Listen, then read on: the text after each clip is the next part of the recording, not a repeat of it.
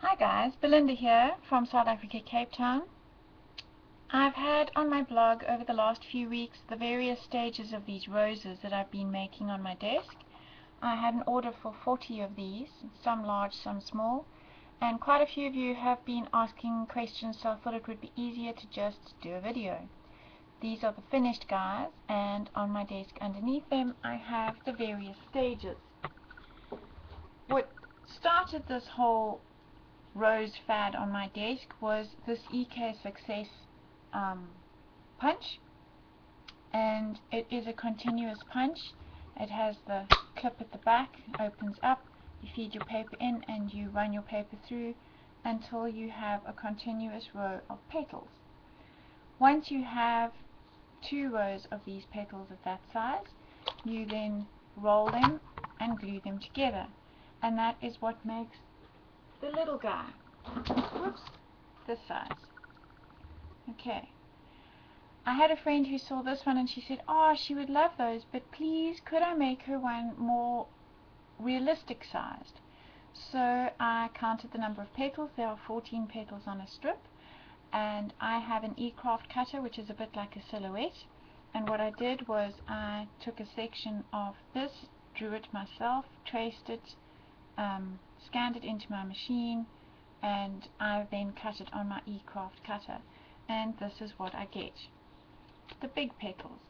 Now you can see there are only 5 petals on this strip and I need 14, so what I did was you cut one whole sheet and another half a sheet of petals, okay, and you land up with 6 strips of petals which you then have to join together. Now some I have pre-prepared already, and this is how I prepare my petals. I use one of these styluses, and you've got to press quite heavy. You start on the outside of the petal and you work your way in, and that way it curls up. This is what you need to do to prepare the paper so that when you're doing the rolling it makes life a bit easier later to form the actual rose. And I'm working on a piece of foam, a bit like what slip slops are made from. Okay, so that's that one, and I do 4 strips like that where I curl them all the way across. Then on this guy I'm going to do 2 strips like this, one I've already pre-prepared. You do 3 of the petals rolling on the back from side to side. Then you do the last 2 petals. You're going to put your stylus in the middle and curl it round. Put it in the middle and curl it round. This is going to be the center of your rose. Okay, you then need to overlap these guys. So here's my pre-prepared one. I'm going to use my glossy accents, and I'm going to run a line of glue down the middle of my strip at the bottom and overlap them so the petals land one inside the other like that. I'm going to do the same for these 2 strips. Start your glue, run it to the end, overlap them and glue them together like that. Now you have to join all of these strips together. So what you do is you put a little bit of glue there, overlap them. Now that's too much paper, so I just tear it off.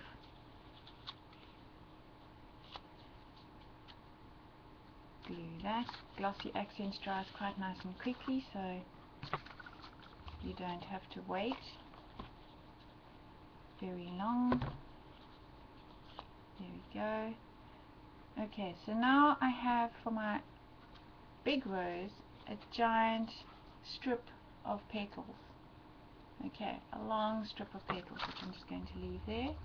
I'm going to do exactly the same thing to the small guy, except this time what I do is I just use my stylus stem to roll the first 3, and then I'm going to roll it over backwards. Oops, I rolled the wrong ones. Then I use the length of my stylus to roll the petals over the back.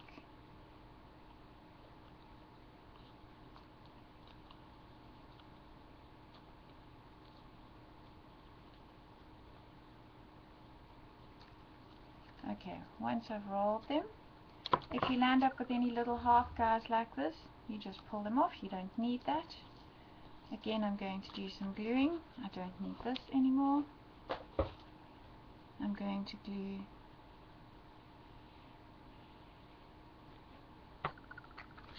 all the way along there and overlap my petals. Okay, so there I have my two different size roses on the go. I use a fine tipped pair of tweezers. You can use absolutely any size tweezers. What I do is I grab the inside petal, the first guy, and I roll it really tight. Let it go, and I roll the next one also quite tight,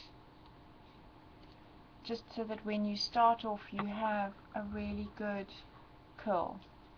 What I'm going to do is I grab the end of my base and I start rolling in, and you just keep rolling all the way to the end of the strip, and this way you will get a beautiful rose. Okay, I'm going to put a bit of glossy accents there on the end.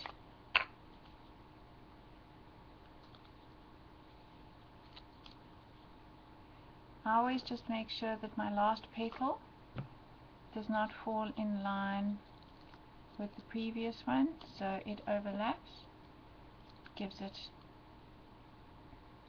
a really nice form. There you go, there's one rose, and it is exactly the same principle for doing the big one. So what I'm going to do is I take my very first petal, I take the same pair of tweezers, I grab it and I roll it in, I grab my next one and roll it in, I turn it over and I start rolling at the tip, and I roll and I roll, and I do exactly the same process as I did for the small guy, only now it's 4 times bigger. Here she goes.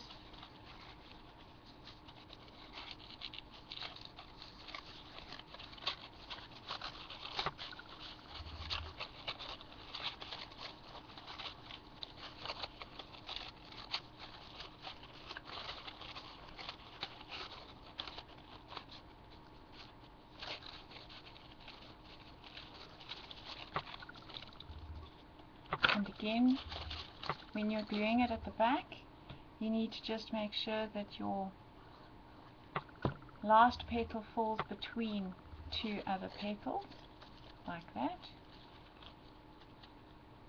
There we go. And once that glue is dry, you can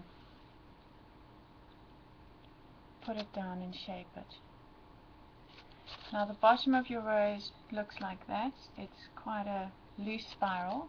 What I have done for the others is I have punched a circle and hot glued it onto the base. That way the whole flower does not pull apart when you pick it up by the center. There we go. Rose is done. As easy as that. Thanks for watching, guys. Bye.